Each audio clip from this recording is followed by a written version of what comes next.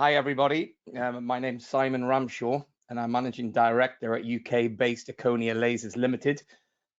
We're a subsidiary organisation of Erchonia Corporation, and we look after their interests in Europe, Middle East, and Africa.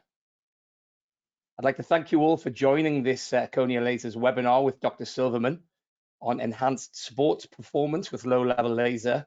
And this follows on from the very successful webinar he did for us last week, which was musculoskeletal laser therapy, proven protocols for clinical success. We've got a really good spread of attendees on this call, so welcome to everybody. Welcome to our American guests as well. We'll obviously be happy to assist further at the end of the webinar, which actually for your reference will be recorded, and the office will actually send out the recording to everybody. I'd also like to alert you as well to the question and answers box on the right-hand side of the screen.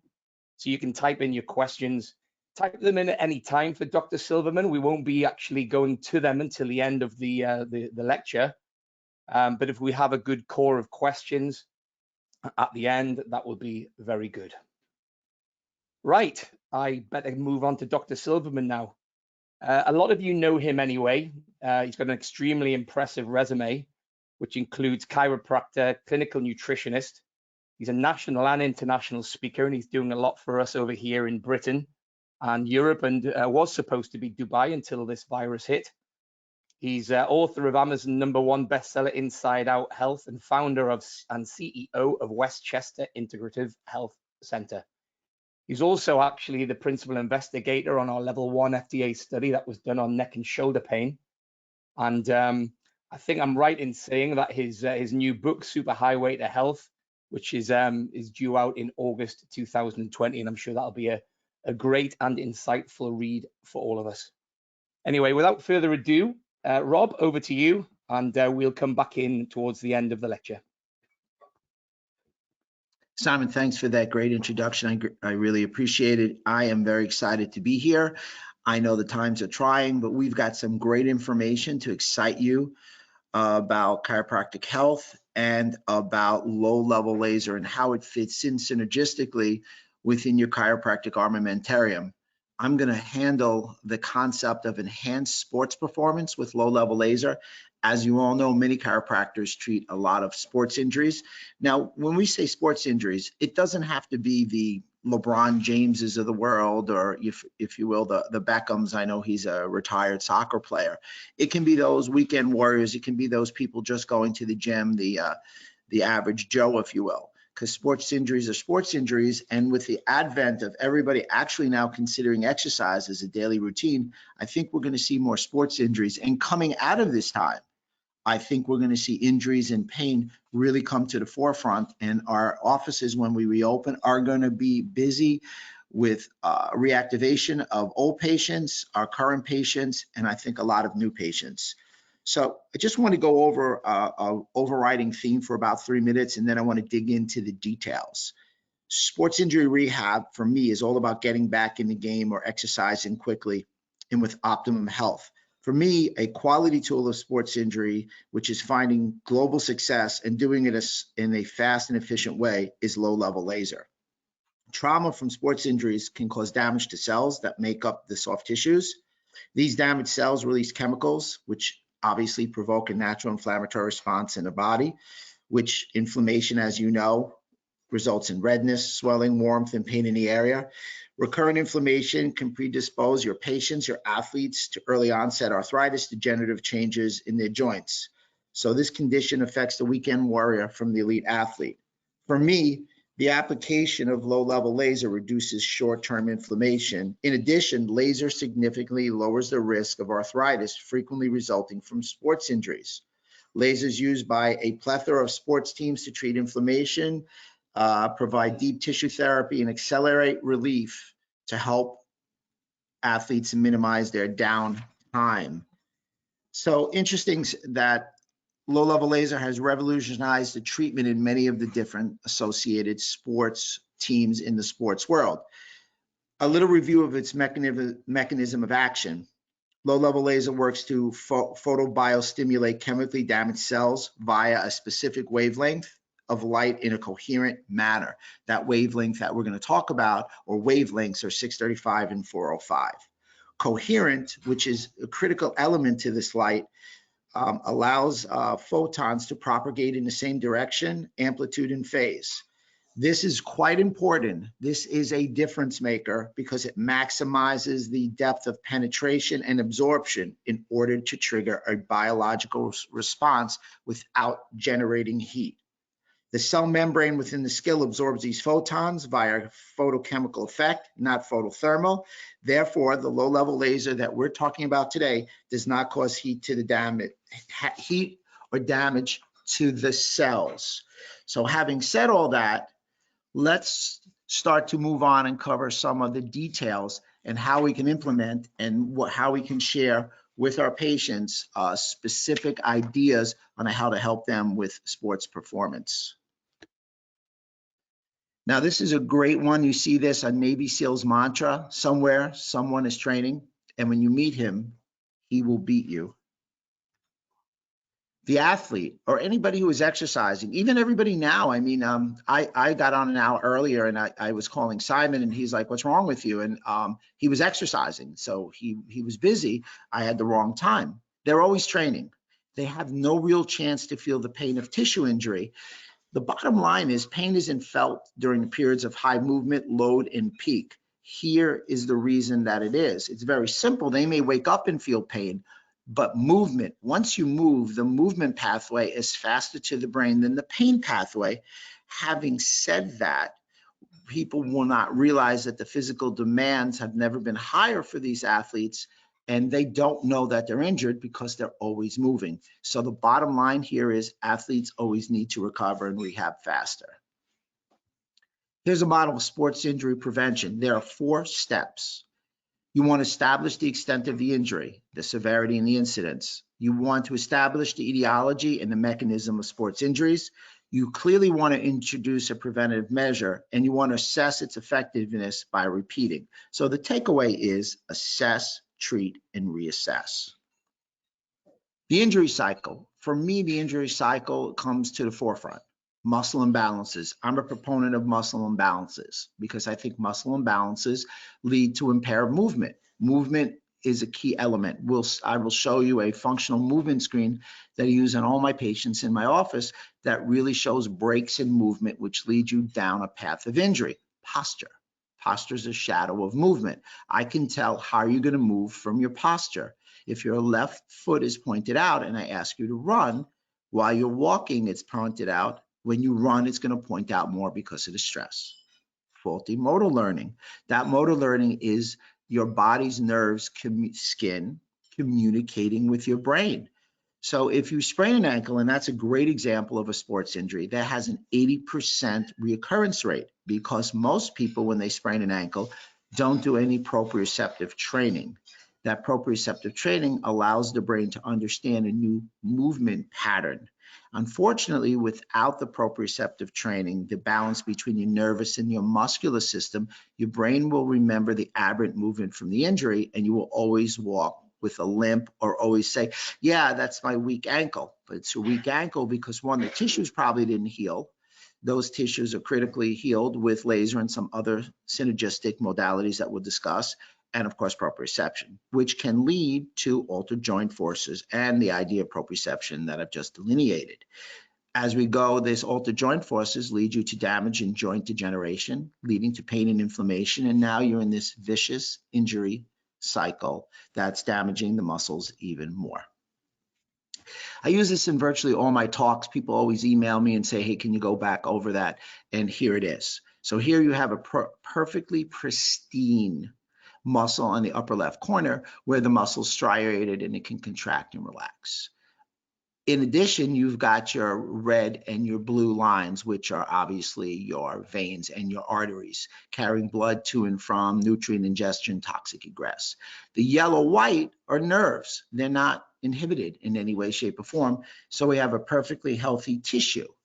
On the top right, you have this injured tissue, someone who just got injured, and you can start to see that blood flow is going to be inhibited. That blood flow being inhibited will lead you down a path of hypoxia in the muscle, and obviously you're not going to have perfect nerve flow or function. At the bottom, you have scar tissue. Scar tissue left on the muscle after healing restricts muscle fibers, nerves, and vessels, causing pain and leaving the muscles less flexible. This is a great example of a patient who waited 3 to 4 weeks to come into you because they wanted to see if the injury went away. Well, that injury is not going to go away if it's a musculoskeletal injury on its own. And if it heals, it will heal with scar tissue. The takeaway here is musculoskeletal system doesn't heal appropriately on its own. It needs some influence like chiropractic care. Injuries are due to error in movement. They are typically predictable and preventable. It essentially happens when your body encounters a force that exceeds the load-bearing capacity of the tissue being strained. So the partial pressure of oxygen, interesting, we talked about hypoxia, leads to chemotaxis. White blood cells are attracted to the area, and now you have a proliferation of fibroblasts. Again, another way to look at it, the partial pressure of oxygen affects mRNA, which affects alpha and pro-collagen, which goes through 13 chemical changes. Ultimately, that fibroblastic proliferation leads to scar tissue. Is it abnormal or normal? I love to put this up because as a chiropractor, when I treat a chiropractic patient, many of my patients come in and ask, well, why don't I have an MRI? They need to see an MRI. The MRI will make them feel better about the diagnosis. I'm sure you have the same thing going on in your practice. The takeaway here, and we could spend several minutes on this slide, the takeaway here is that there are abnormalities found on scans in asymptomatic people. So if we, the real takeaway, and I heard this from a Harvard professor, very simply, he said, I treat patients, I don't treat MRIs. They're there to prove our diagnosis. They're not there to make the patient just feel good. And I know where you guys are over the pond, it's not quite as easy as it is in America to get an MRI. Essentially, you're going to see a large portion of people with pathologies yet have no symptomology. Imbalances between the muscle and the tendon. Muscle and tendon respond to different types of mechanical stimulation. Plyometric is more potent stimuli for the muscle. Increased levels of circulating sex hormones also augment and balance development of muscle tendon properties. This all could lead to increased incidence of tendon overload injuries in adolescents. So I think you're seeing that for teenagers, they are more susceptible to tendon injuries.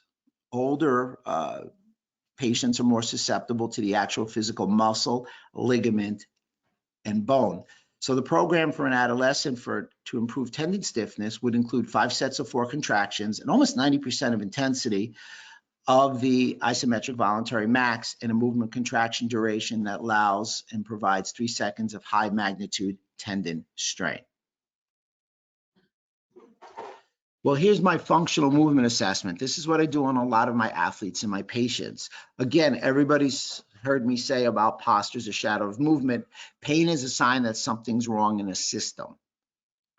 He who treats the side of pain is lost. And you'll see how that resonates when you apply the laser because it has such a global systemic effect. Overhead squat, you'll see me there working in my old office with, at the time, my rehab guy, James. And he's trying to do an overhead squat. An overhead squat tells me flexion and extension at your hips, your knees, and your ankles. It also shows me that you can hold your core. And as you see, his arms are above his head slightly forward. It'll analyze you moving in a full athletic position. A one-legged squat, like the young lady has in the corner on the right. She's doing a one-legged squat, a perfect one-legged squat. We all should do one-legged squats. We spend more time on one leg than we do on both legs.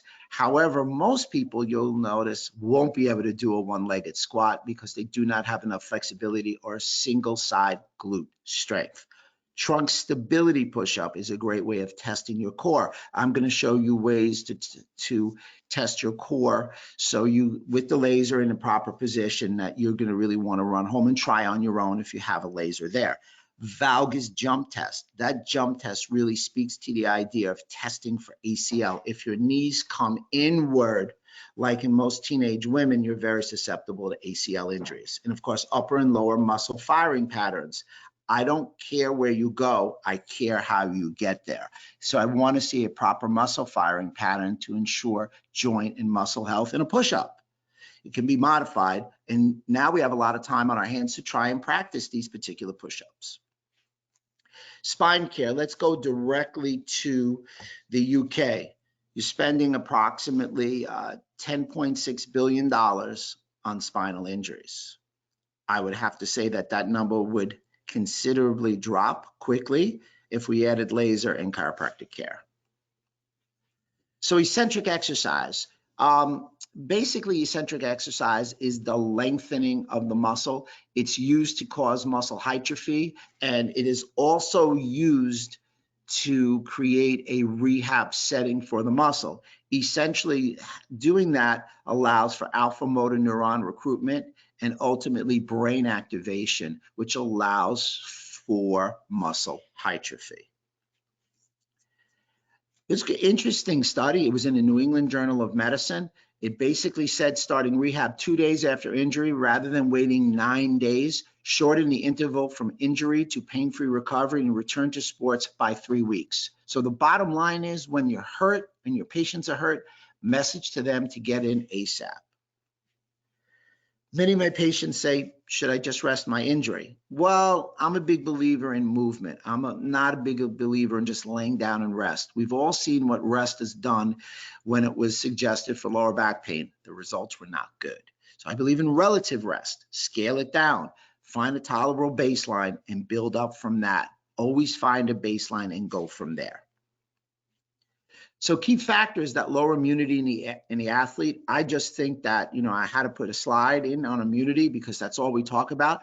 And we don't think that athletes can have a compromised immune system, but they can because they have excessive exercise. And more than 2 hours of exercise can compromise your immune system. They have a life stress just like everybody else. I don't know how they travel because sleep must be disrupted. They're playing outside. Take your football players, soccer players, if you will. They're environmental extremes outside. The long travel, and who's guaranteeing that they're going to eat well? I know LeBron James, I use him as an example. I'm a basketball fan, but what coach is going to tell him not to eat something if he wanted to eat it? Nobody. But unless that athlete is really pointed towards that, it's very hard to control their food and dietary habits. So before we start to get into the laser, I want to cover some supplements for sports performance. In a concise manner, creatine. I actually wrote a thesis on creatine. Creatine is shown to have a positive impact on muscle hypertrophy. There's been no muscle tears duly noted, and creatine is an excellent supplement to help with short and long-term amnesia post-concussion. Glutamine, the most abundant amino acid in the body. Glutamine allows the mucosal lining to heal in the gut. I'm a big proponent of glutamine. For athletes, branched-chain amino acids. Simply put, they aid in muscle protein synthesis. Omega-3 fatty acids. We can have a webinar on omega-3 fatty acids all by themselves. They allow the increase of the biodiversity in the gut, allowing the gut to propagate with good bacteria. They have an excellent axon and cell membrane health.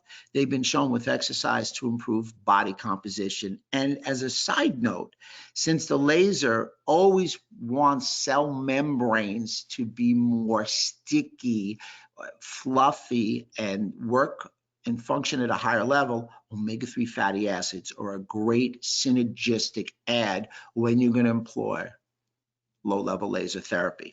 Curcumin, an anti-inflammatory herb, decreases the inflammatory pathway of NF-kappa B. Probiotics, 80% of your immune cells are in your gut.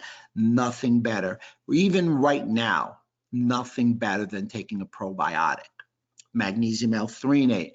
Magnesium L-threonate is shown to decrease brain aging by 9 to 14 years and aid in concentration. And last, surprising to many people, taurine.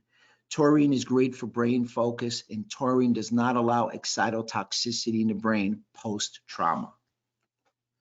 So let's talk a little bit about integrating laser into a practice. Dr. Oz said on his national TV show, when the Erchonia laser has been on multiple times, that he called it the no-pill pain buster. I was on a radio show literally on the same day, and I called it the most versatile healthcare tool of the 21st century. Versatile in that you can take it from room to room, versatile in its versatility, treating multitude of conditions, versatile in that all doctors can get a similar outcome. If you have 40 years of stellar experience or 4 months of experience, the laser is the great equalizer. Well, why do I talk about laser so much? Well, I found it to be effective by the speed of light. It's research driven, FDA cleared. There are now 18 FDA clearances in America, which is our standard for what we go by.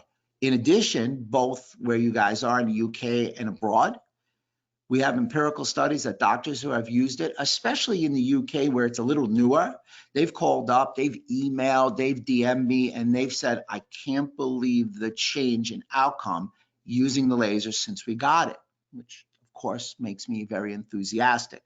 I found it to be practice building.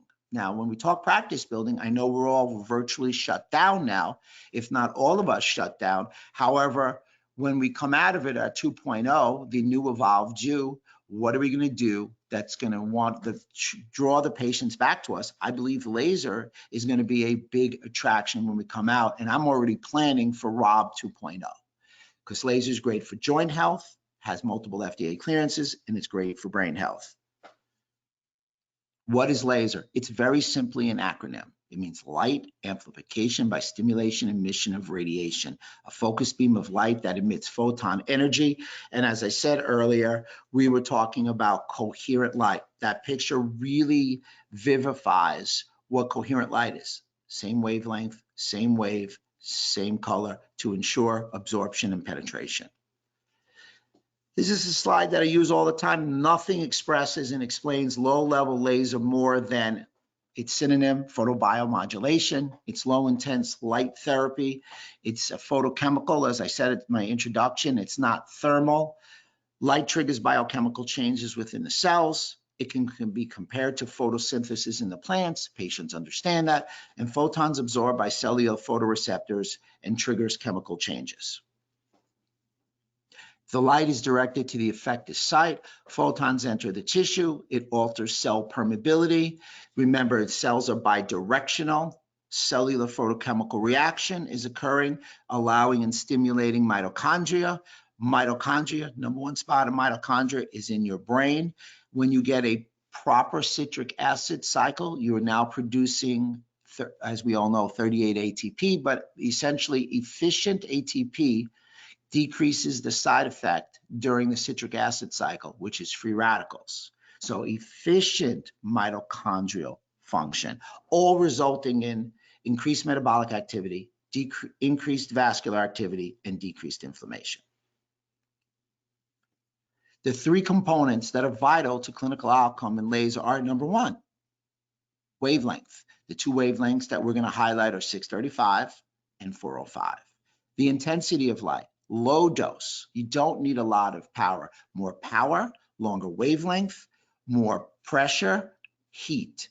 Don't like to provide heat with the laser. We want photochemical reactions. The body responds to light. So it's in milliwatts. And I will delineate as we go in detail each laser and what their wattage is. And the mechanism, as we talked before, is coherent, which ensures deep tissue stimulation and absorption. So the first one I'd like to look at in a very, again, epigrammatic manner is the PL Touch.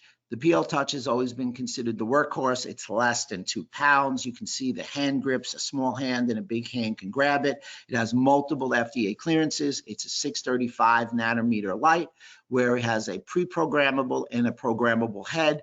The special feature that this has is its ability, as you may see, it has 2 heads which can take apart and you can work 2 different parts at the same time. And if you want to work a nerve root, you can work an afferent and efferent pathway. You could also work the spinal cord in the nerve root. So it allows for a handheld lots of flexibility. Well, okay. Low-level laser therapy is this is what I tell my patients, allows for control of pain, reduces inflammation, increases blood flow, stimulates nerve tissue growth, and improves memory and focus. Whereas as me talking colleague to colleague, it's non-toxic. It virtually has no contraindications. There's literally 2 or 3. Of course, pregnant women, pacemakers, and the such. It's non-invasive. It's easy to apply. It's very safe because it's a class 2. Goggles are not required. However, they can be suggested. And the class 2 means that there's virtually no damage at all to any eye or retina, and that's how they classify it. High efficacy for patient conditions. It allows for rapid cell growth, increased wound healing, increased metabolic activity, reduction of fibrous tissue formation, anti-inflammatory, and stimulates nerve function. Lots of studies done by Rockine on that.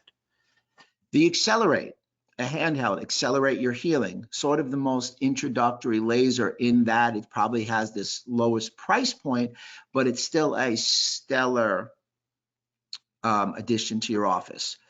And it has multiple FDA clearances. It's very easy. It has a 635 nanometer wavelength. Its milliwatts is 7.5. And just so you know, every laser that I've mentioned and more, I have as access in my office. And every one that I've shown you, I now have taken home to my house. So I have them to work on myself and my wife during this isolated time. What I'd really like to highlight is the EVRL, the Erchonia violet and red laser. So this one is a little different in that it has one of its diodes red light, again 635, but the other diode is a violet light. That's 405. That violet light is interesting in that it is now has different properties. Its properties are antimicrobial, antifungal, antibacterial, antipathogenic, antiviral. So you can imagine at a time like this how popular that is. No one's saying it's ameliorating viruses. We're just saying it's antiviral. Now, the combination of the two is most interesting in that when you look at the 405 at the end of the wavelength, the visual spectrum wavelength in nanometers, as I said, and I want to reiterate, is that it's antimicrobial. Whereas the red light is at the therapeutic sweet spot. That therapeutic sweet spot is for musculoskeletal. So let me go over some of the differences. The red light, the 635, great for musculoskeletal, cell-to-cell communication, healing, muscle, tendons, ligaments, and cartilage. Whereas the violet light, as I clearly states there, it's antimicrobial. Now, the red light is parasympathetic. The violet light is sympathetic. Simon had said I did an FDA clearance, and I did. I was a lead clinical investigator for an FDA clearance. It was a 13-minute treatment where we took the EVRL, the violet and the red laser, and pitted it against other red lasers that had FDA clearances. The results superseded already established FDA clearance markers. So having said that, the combination of the red and violet laser will lead you down a path of increased musculoskeletal outcomes. And as you'll see a video coming up shortly, you will see that I use the violet light to stimulate the vagus nerve. The vagus nerve, the bidirectional communicator between the gut and the brain and the gut. Great to help in digestion and great to help in any other issue in that communication. That vagus nerve, which is the largest cranial nerve, also has an impact on lungs. So imagine now doing a vagus nerve if you got a little cough or anything. I'm suffering from some allergies right now, and I actually, before I came on, so I tried not to cough, and everybody would think I'm sick. I did my vagus nerve and I did my thymus gland. The FX635, how gothic does that look? It has a clearance for chronic nociceptive musculoskeletal pain. It's double-blind test. Essentially, I'll say that again, it has a FDA clearance for full body joint. It decreased pain on an average of 49% in a 1-month trial. That was 8 treatments over 4 weeks. No other therapies were used. When you compare it to specific JAMA articles in 2018, those people who used adjunctive therapies and opiates only improved 20% in a 12-month period. Non-opiates like NSAIDs, which NSAIDs do decrease pain, but they impair healing. Essentially, only improved 26%. So even though they were taking pain, or because they were taking pain, and these pain pills does not allow for healing, you're better off just with the laser. So let's just say no pain pills, no NSAIDs, laser, and air chiropractic. I think everybody's now going to be busy and a hero in their area. So this essentially was the FDA clearance, and you saw this tremendous drop versus placebo. And the big takeaway here is it not only dropped during treatment, it dropped post-treatment. So much so, there was an 18% improvement after 2 months post, and most patients had an extremely positive interaction with the doctor. So much so that most people wouldn't have come to the chiropractor. And that was true with my FDA clearance. After we administered the laser, they had a different level of confidence, and they now, people who had never gone to a chiropractor would be willing not only to come to a chiropractor, but also recommend those to come to a chiropractor.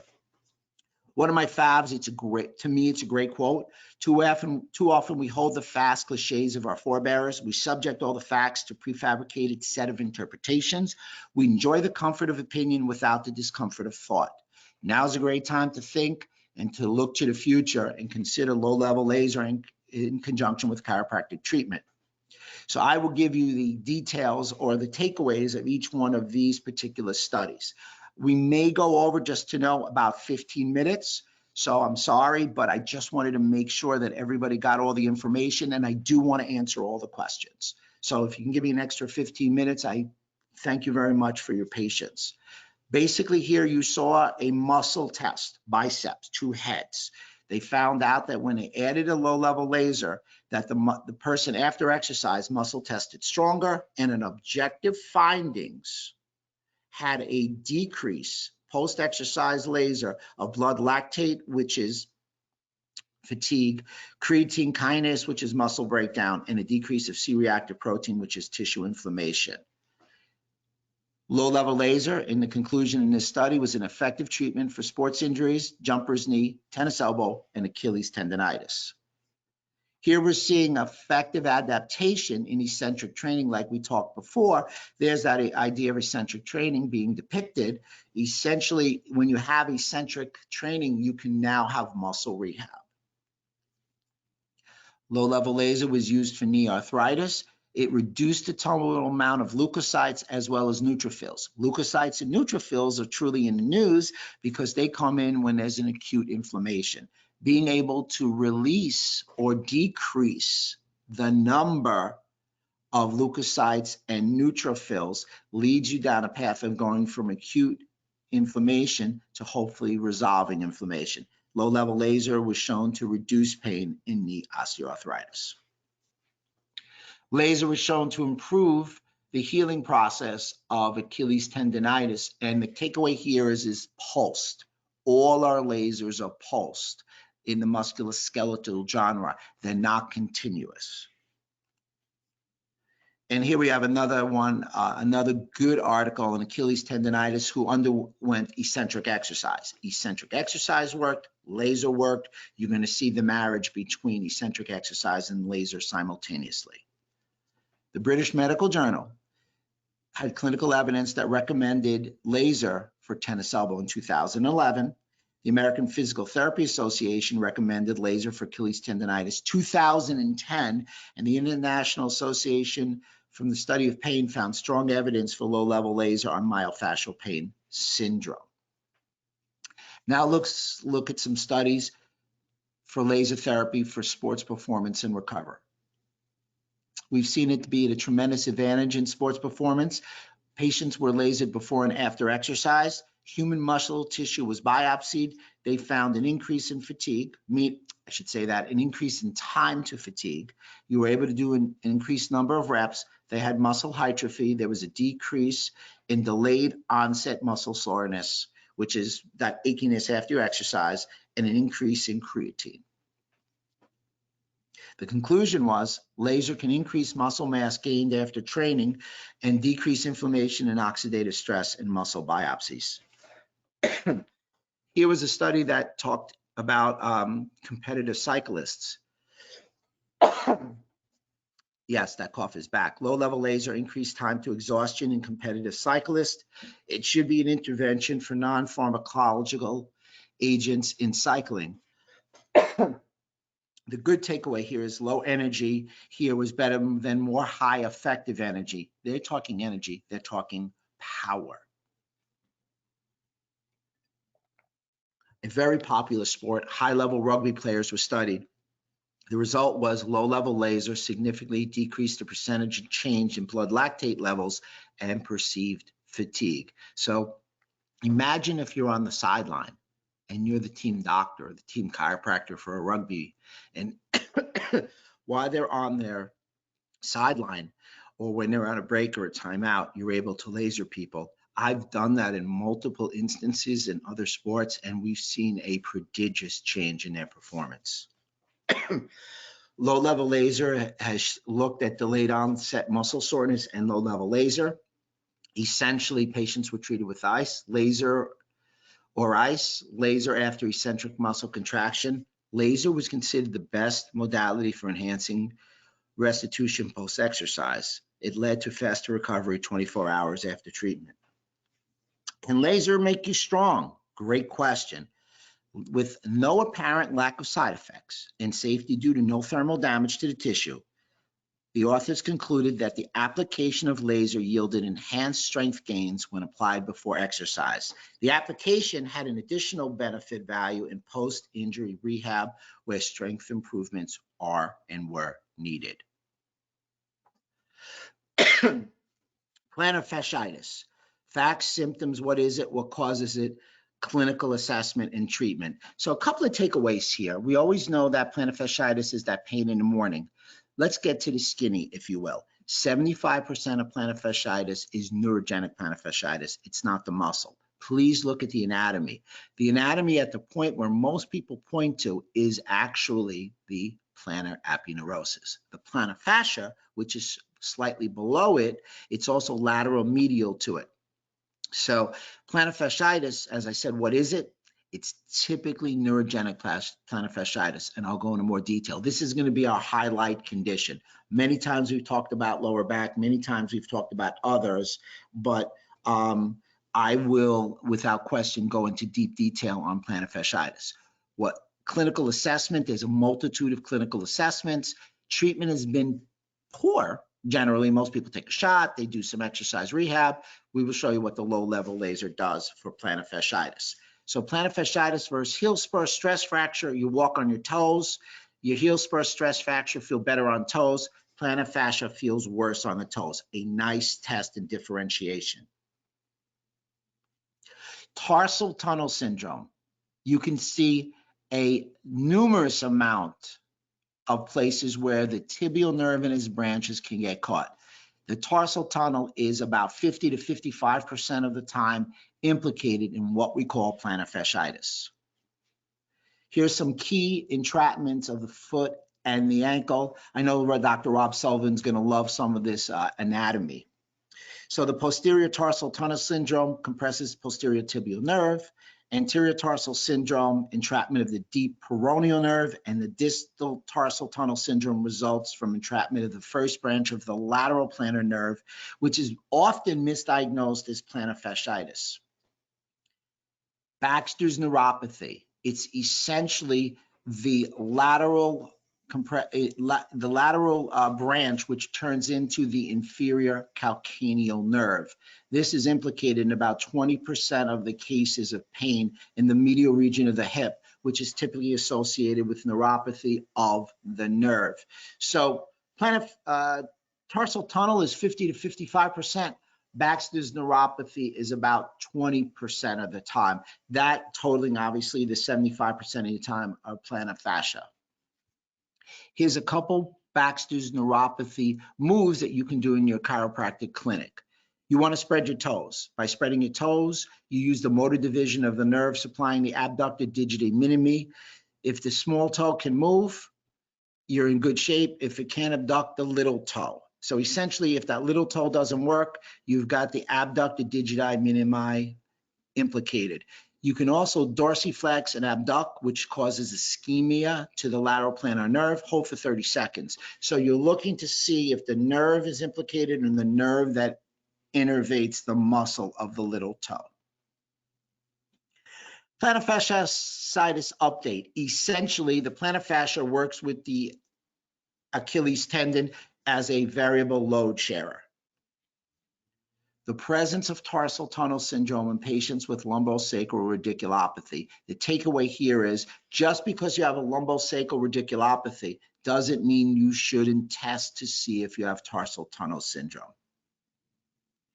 The Achilles tendon is more than one tendon. An Achilles tendon typically is tight in many plantar fascia patients. It's made up of a multitude of muscles, the gastrocnemius, the soleus, and a plantaris if you have one. So therefore, as to piggyback on what we said earlier about the Achilles being just more than one tendon, it's 3 tendons, and the studies revealed that the soleus lengthens its respective subtendon. Remember, every tendon has a tendon sheath. This one has a subtendon, or more, if you would, a paratendon. That subtendon, more than when loading the gastric muscle, subtendons in each of these muscles have different stiffnesses. So let's look at the studies of low-level laser for plantar fasciitis and heel pain. It was 2 treatments done by podiatrists for 3 weeks. 2 treatments a week for 3 weeks. Interestingly enough, pay careful attention to the picture where they put the laser. They put it at the dorsum aspect at the top of the foot, the myofascial junction of the heel, and the plantar aspect of the heel. Interestingly enough, they went for the dorsum of the foot, more so an area which as a chiro I wouldn't have thought of, because they went for the dorsal pedial artery. They knew that circulation was a key element, and the fact that the laser helped resolve plantar fasciitis also implied that the laser has a positive impact on blood flow. All areas were treated simultaneously for 10 minutes. So that's my rehab. There's one of my staff members. There's my FX635. I'd love to play a video showing you. Hi, now we're treating plantar fasciitis. The FX635, which we have here, we have it on Vanessa, has been studied. It was 2 treatments for 3 weeks, 6 total treatments. Now, as you saw in the lecture portion, you saw this precipitous drop in pain from the 3-week period to the 6-month period. So between 3 weeks and 6 months, nobody got treated, yet they got considerably better on the visual analog scale. And then again, at the 12-month period, even better. So interestingly enough, with the 3 diodes, diode number 1 is pointed here, right at the dorsal pedal artery. The other one's pointed at the tarsal tunnel, and the other one's pointed more towards this lateral side of the foot. Interestingly enough, it was done for 10 minutes. There was no other exercise. There was no chiropractic treatment, and they got this clinical outcome. So, you know, I use the FX635 for plantar fasciitis. I do add the chiropractic treatment. It's very simple. It's just a point and shoot in the local area. Some of the things that you want to make note of in plantar fasciitis is most people think it's the plantar fascia. When you see the anatomy picture, you'll see that it's really the plantar aponeurosis here, and medial and lateral, if you will, are the plantar fascia. Also, it's about 70 to 75% neurogenic plantar fasciitis, the tarsal tunnel being the number 1 spot, about 50% of times that it's implicated, and Baxter's neuropathy, which is your inferior calcaneal nerve, 20 to 25%. It's truly only true plantar fascia, only about 25% of the time, and that plantar fascia is probably really the plantar aponeurosis. With all that being said, great choice, great outcome, FX635 plantar fasciitis. Hi. So let's take a look at the pain scale, or the VAS, on the chronic heel pain and plantar fasciitis. Again, what you're going to see is a tremendous drop of pain, but what you're going to see is a tremendous falling off the cliff of pain after 6 months, and then more so if it were to go the whole way, speaking about discomfort 12 months, up to 12 months. So once again, the laser works in a very acute stage, but it works over duration of time in a systemic global manner. So here's the publication of the chronic heel plantar fasciitis. It really depicts the scale even better. There's the 6 months. So there you have your 2 weeks post, your dot. You saw how much it's like this beautiful curve. No treatment between 2 weeks and 6 months. Boom, almost hits bottom. Wow. And then a little bit further, for a 6 month period after, not getting treated. I don't know. And one of those terms that I hear my young nephew say, his favorite statement is "Nuff said." Plantar fascia thickness was significantly reduced in the test group, so you had a positive effect because you released strain on the plantar fascia, but not in the sham participants. The sham participants who still had the plantar fascia actually gained in thickness in the Achilles tendonitis and plantar fascia. Here are some exercise recommendations for plantar fascia. There's your ankle mobilization. There's your towel scrunches, your calf raise, your ankle inversion, your plantar fascia soft tissue mobilization, and raising your toe in heel raises. I hope you guys are gathering along. I stole that from Simon, that's his chauffeur. And I made sure it was on the proverbial right side of the road. Disc injuries. I want to talk a little bit about core and lower back as we get towards the end. And a disc injury, there's a difference between flexion movement and flexion moment. Flexion moment means you hip hinge and flex at your hips, so you have ab muscle stiffening and no movement. Flexion moment means you're flexing the spine. You get 28,000 flexions in the spine, and then you damage your disc, straining layers of collagen and spinal discs, ultimately releasing an amount of cytokines and MMPSs. Cytokines are your inflammatory markers, which release interleukins, which cause systemic inflammation, and MMPSs are matrix metalloproteinases, which come out at the time of injury and eat your fibrocartilage, all causing inflammation at disc and joint levels. It's all about how you move, moving at your hips versus at your discs. Very interesting to me, the brain of a person with low back pain looks different from that than a person with repetitive stress injury. Hippocampus, prefrontal cortex, structurally transformed, sacrificing 5 to 11% of their matter density. Matter rearranged in patients that are specific to chronic pain conditions. So you really don't want to have that damage to the brain when you've got lower back. So the answer is, let's treat them and let's help them with their lower back. One of the ways is to give them core power. After an injury, after the first episode of back pain, the deep stabilizers in your back change how they function. Your brain shuts them off. They now have given them a delayed action and are only turned on after you move. They work in short bursts rather than staying on as you move. Because the deep stabilizers don't function, the brain recruits global muscles to compensate. Let me extrapolate. Your brain shuts off muscles that are injured. It's very common to injure your deep stabilizing, or what we call your local muscles. They provide stiffness to the spine. Think of your spine as a fishing rod. As long as it stays upright, or better yet, a mast of a ship. As long as it stays upright, like your spine is supported, you have the ability to move pain-free. You have global muscles, which are dynamic movers, and they are more like sprinters in their muscle action, whereas the local spinal stabilizers, they're more like endurance runners. When you injure them with back pain, like in the multifidi muscle, your brain shuts them off to protect them and then recruits these dynamic muscles. Unfortunately, the dynamic muscles don't provide any stability for any length of time. And most patients, are you ready for this? Say, my back just gave out. So the core, if you will, is really the anti-mover. It spares the spine. The core's sole purpose should be, in abdominal work, should be spine sparing.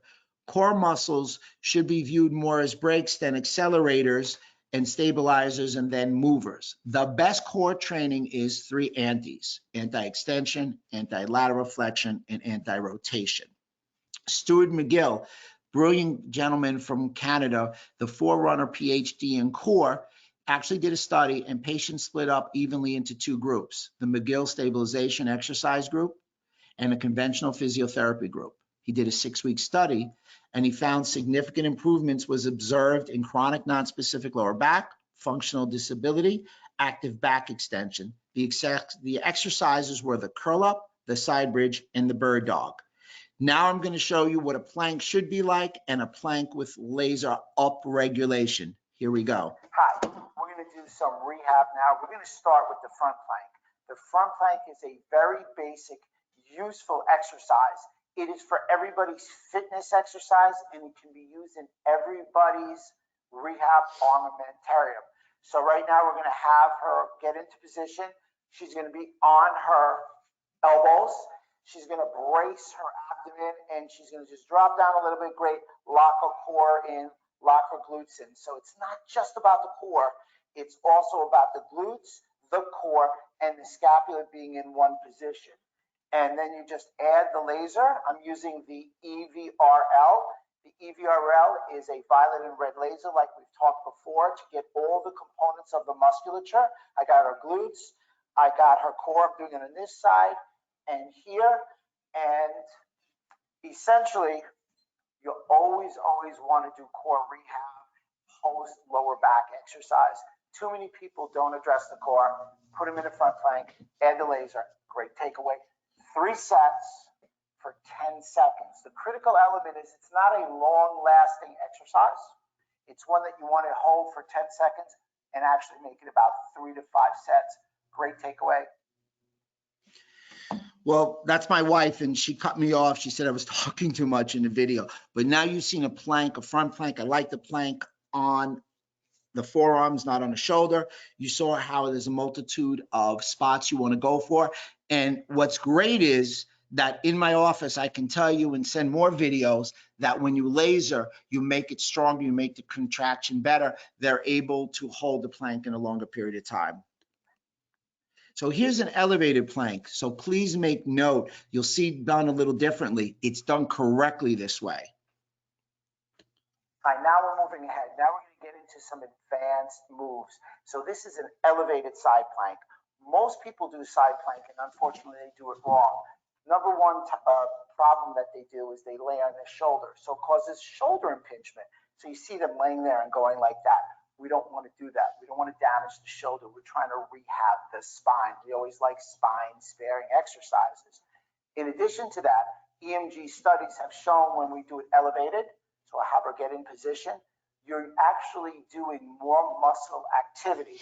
So we're exercising the bottom half right over here. EMG studies have shown that. Her legs are in a position. Now make note of this position. She lifted it up very nicely. I don't want legs on top of each other. I don't want the feet on top of each other. I want the feet staggered, because the feet staggered will dispense with some of the stress to the joints. In addition to that, Newtons have been studied, and when the feet were on top, there was too much stress to the joint. The feet staggered enables her to move from one position to the other if she wants. And now she's doing it dynamically. So with that being said, we're going to come right across here. We're going to laser the downside so we get a stronger muscle contraction. This is an excellent exercise, one that you want to do, and definitely always incorporate the laser in all your rehab exercises, because you get to upregulate the muscle and you can upregulate the nervous system. So what you saw here was in the elevated plank, a change which I made very clear. Most people do the plank wrong when they do it with their arm. They call it shoulder impingement. We in chiropractic shouldn't do that. In addition to that, again, you're seeing exercises very easily done, adding the laser. I do it with all my patients. It could be as simple as moving their shoulder. Hi. Here's the bird dog, another common exercise done in rehab. Hi. Now it's time to demo the bird dog. You start with your patient in a tabletop position. So she'll go into a tabletop position. And what I'm going to ask her to do first is just raise her right shoulder forward. You're going to do that a few times just to see that they can do that perfect plane that she's able to keep with her shoulder. Now I'm going to ask her to put her left leg back, and that's perfect. One more time, left leg back. The key to the bird dog is opposite arm, opposite leg like she's doing. That strains the core, but it's also made in a sling manner. So this is fabulous. So the point is, when you do this, Take your laser, run it through the area of the body, right in the lower back in a sling motion to strengthen what the patient or athlete needs to do. You want to do this 8 reps and hold it. So I'm going to ask you to hold it for 1, 2, 3, 4, 5, 6, 7, 8. So 8 reps, each rep hold for 8 seconds. Got a little harder when you ask them to hold it isometrically. Give this one a whirl. So now you saw the bird dog common rehab exercise. Now, granted, not every patient's going to be able to do these exercises. I just picked some of the more advanced to really highlight how far you can go using the handheld laser, just to let you know that it's so flexible and, again, as I've said, versatile. Hi. Now, let's look at the dead bug. For me, the dead bug is the opposite. It's a supine version of the bird dog. Now we're adding to some advancements in the different types of core exercises that I recommend. The dead bug. The dead bug is very similar to the bird dog. The difference is, as you have seen, the bird dog is in a tabletop position. The dead bug, you'll now be put in a supine position. So if you will, now what you'll see is she's going to move one arm in the opposite leg. So she's moving her left arm and her right leg and then switching sides. So this is excellent. It's supposed to mimic a bug on the ground. Now, while she does that, I'm going to come in again with my handy dandy EVRL, and I'm going to laser her core during the process of her moving. The dead bug I would recommend doing for 30 to 60 seconds at a time. This is something that can really challenge the core. Remember, the key takeaway in the core is you want to hold the core tight so you can move your periphery. Once you get core breaks in movement, that's when you get core injuries. Hi, it's my time to demo now. So one of my favorite exercises, and that's why I decided that I wanted to demo, is it's called Stir the Pot. This is an excellent exercise that enables you to hold your core strength and move your arms around. It spares painful discs. What a great exercise to use if someone has a disc pathology. So here you go, physio ball. Get yourself into a plank position, and now we're going to pull it one way, and now I'm going to go to the left, to the right, to the left, right, left. And while I'm doing this, if you could imagine, you could laser my lower back, which would really help upregulate my core. Excellent exercise. Give it a whirl. Something you should put in your practice. So here's something that I do all the time after a lower back injury. It's called core lock-in. You see Vanessa in our old rehab office. She's standing on a rocker board to get proprioceptive feed to the brain, and I'm lasering with the PL Touch. Actually, it's the older PL 5000. I'm lasering her lower back because I'm trying to get that multifidi to engage. I turn around to the front, and I'm also lasering 30 seconds each side with the frequency of the light at 493360 to have her engage her abdominal rectus region. I wanted to share this with you. So many, as we get to that finish line, so many people say, well, hey, Rob, do I always have to use the laser? Is it difficult? Is it hard? So I made a video to show you that staff's easy use of the laser that you guys can implement in your office.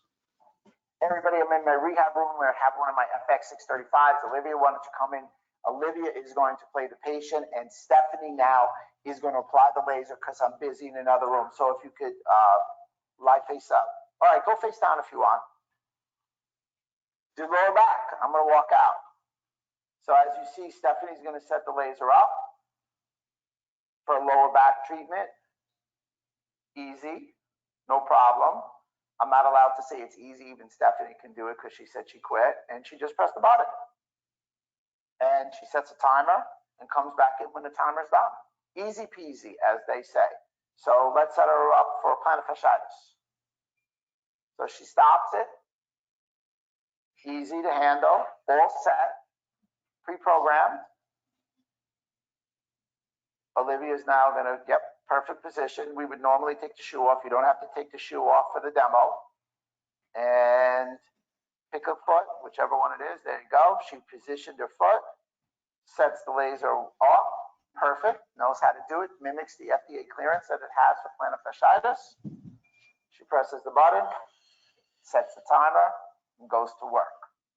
Steph then goes, she files her nails, does a little work with her nails, little hair. Next, let's do a brain protocol. I'm not in the room, I'm just narrating right now. And Olivia, would you come have a seat? So you see she'll set it up, it's movable, it's beautiful looking, it's easy. All staff members, Stephanie is quite light, so she doesn't have to pull really hard. There's no true muscle involvement. It's a perfect setup. She's gonna do a temporal setup versus Mohawk, which is fine. She's making sure she gets the temporal. She moves the very movable diodes. She could put the glasses on or off. It does not matter at this point. Normally we do put the glasses on, and there you have the brain protocol. Easy peasy. See you in the Zerona room. Everybody, I'm in the Zerona room now, and by the way, this is one of the only times you ever see me standing in the Zerona room. Stephanie and Olivia are back in role playing. Olivia is going to be the patient, and Stephanie's going to set it up. I'm going to walk over here and get out of the way of the camera. So the staff will be pretty much working with the Z6. You can see the 6 diodes, and she's doing it in a supine position. The first time she'll set it up is she'll do it face up. It'll be for 20 minutes. And notice how she's able to move the arms. It's not difficult. It's very easy. It's a very fast setup. Patients are very comfortable in these different positions. And she's emphasizing the raise to go at the abdomen, where most people get the little extra adipose. Press the button, 20 minutes, leave the room, set up the timer, and go. Take a look at how beautifully it's set up, how easy it was. Staff members do it. I don't even have to be here when this is being applied. Why don't we flip her and show how easy to flip? This has an FDA clearance for over-the-counter body contour, so I don't even have to be present. The other lasers, I typically am present somewhere on the grounds. And here she goes. She's going to do the face down version, the prone version, and that's going to set it up, and she'll be able to do it in a pretty quick manner. Again, you got your Z6, you've got your 17.5 milliwatts, you have your continuous pulse.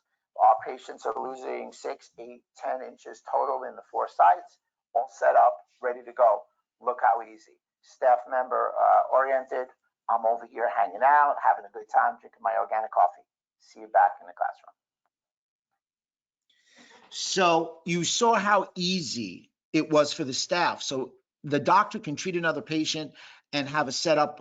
You can have the handhelds on a stand. Simon can go into more detail on that. You can also, with the FX, it's a built-in stand. Zerona are built-in stands. So you have a multitude of options. The options are almost limitless to the different things that you can do. So I started with the laser for myself. I suffer from congenital torticollis. I needed something because it was hard to have cervical rotary adjustments because I had a calcified posterior ponticulum. Everything started to fuse. So I needed something I could use. I used a laser for myself. I started using them on my mom, who has dish in her back.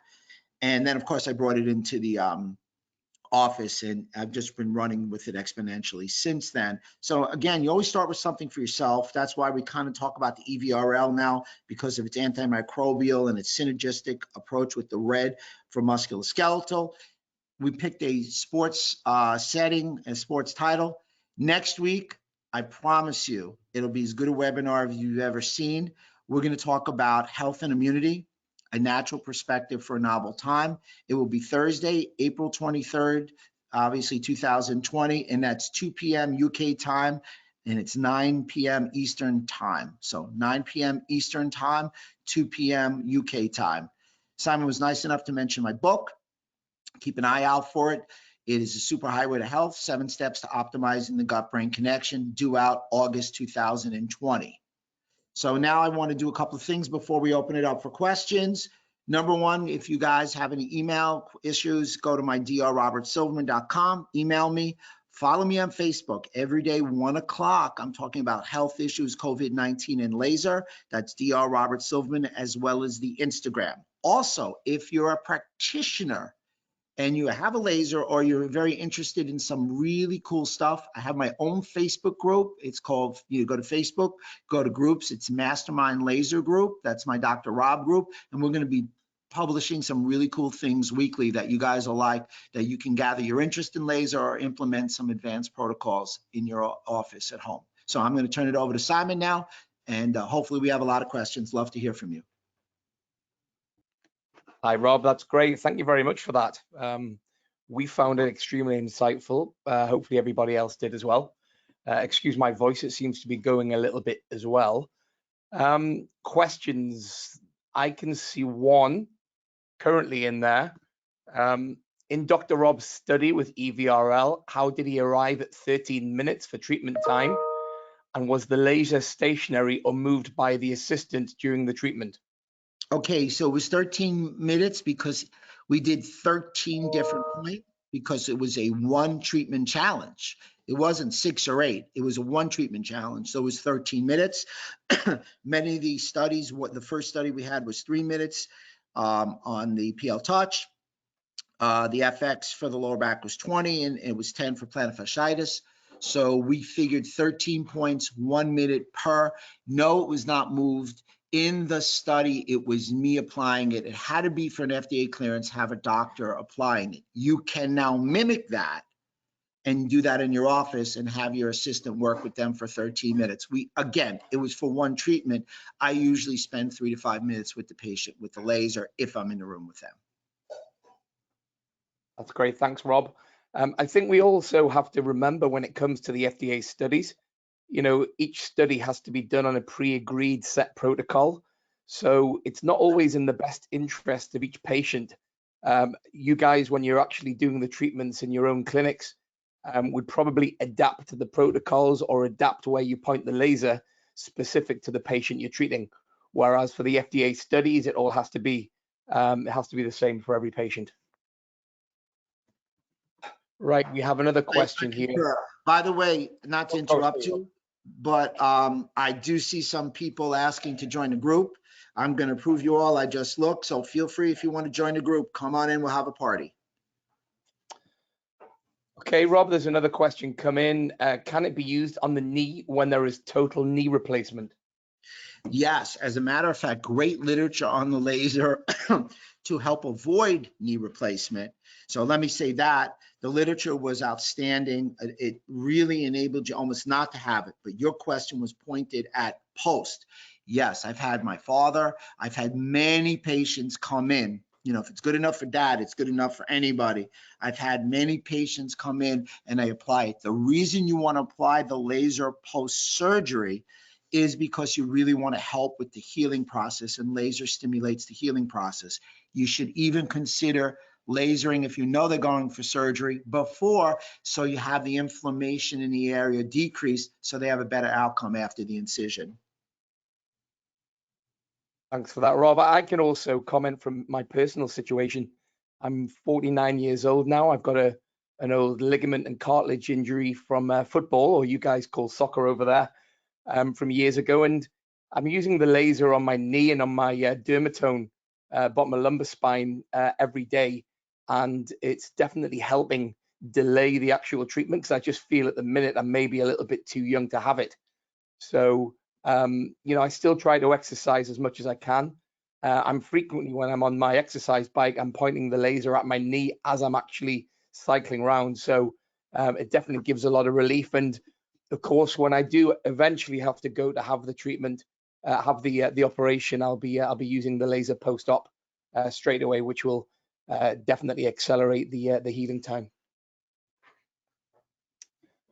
Okay, we have another one. How about, I mean, Rob Sullivan, who is our doctor across in Europe, who's not on this call, actually has rheumatoid arthritis, and he uses the laser on a regular basis. But the next question, how about osteo or rheumatoid arthritis of neck or fingers?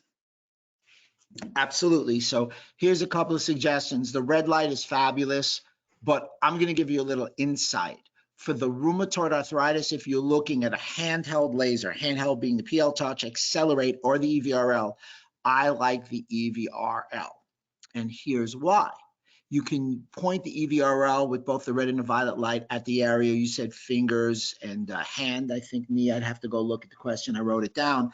In addition, you can use the EVRL in the gut because you're going to kill bacteria, the bad bacteria, with the violet light, and also add the red light for healing. And in many of your rheumatoid arthritis patients have autoimmunity, which is coming from a gut issue. Now, for me, who has access to all the lasers, big picture is I'm putting the FX635 in the gut and I'm doing the vagus nerve, which everybody will see. I'll have a video for that next week. Thanks, Rob. Another question actually from your side of the pond. Have base station with 3 EVRL and how long to treat lower back pain? So this chap has a base station with 3 EVRL and he's asking how long would he use them for to treat back pain, lower back pain? Okay, so I'm going to assume that I'll give you the answer. If you've got a stand where you can put a couple of them on, that would be great. Always cover more surface area. But for the EVRL with the handhelds, if you leave them in a room, I would do, for me, about 12 minutes on the lumbar spine, and I would flip them over with the EVRL, and then I would work the front part for 6 to 8 minutes. So you're still going to get a 20-minute treatment, but I would do it in such, and I would adjust my price accordingly. Thanks, Rob. We have another question. Does it work on prostate hypertrophy? If so, where do we put the laser head and to what intensity? You know, I'm going to really pause and pass on that question because in theory, it depends where we are licensed, we as chiropractors, if we're allowed to even work the organ. However, I think I'll pause and pass on that one. I'll tell you what, with regard to that question, the person leaving it, when we send you a copy of the video recording, if you can send a reply to us, we're happy to provide an email response to that question.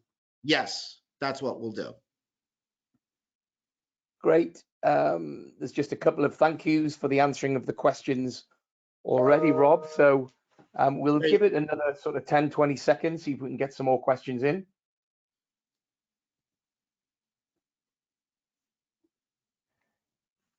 We send out a questionnaire after each of our webinars. So if anybody thinks of any questions that you'd like to ask either us or Dr. Rob, then obviously feel free to answer that email, and we'll get back to you as quick as we can. So nothing else seems to be coming in there. I'd also like to say that us as Erchonia, both in the US and in Europe and the Middle East, we're trying to do what we can to support you all out there. You know, it's very difficult times during this whole sort of COVID-19 situation, and especially in the UK being under lockdown. So, you know, we're trying to run as many educational webinars as what we can. So I hope you're all finding them very useful. But on a commercial side as well, we're doing what we can behind the scenes to help individuals who'd like to purchase the lasers. I know across in the US and also in the UK, you know, we've negotiated interest-free credit and sort of 90-day deferred payments. Very much across here, a lot of our guys are using the lasers on themselves while they're self-isolating. Obviously in readiness for being active again back in their clinic environment, where they can go back to doing, you know, what the purpose is, which is to treat their patients. But we can't forget about treating ourselves and treating our family as well. So on that note, I'd like to thank Rob. Thank you very much, as usual, for hosting the webinar. Details of the webinar, as I said, will be sent out to everybody.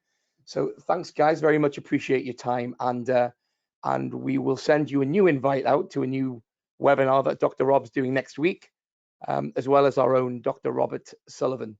So there's too many Robs around, but we will send those invitations out as soon as possible. So thanks again, Rob, and everybody else. Stay safe, stay well, and we look forward to you tuning in on the next webinar.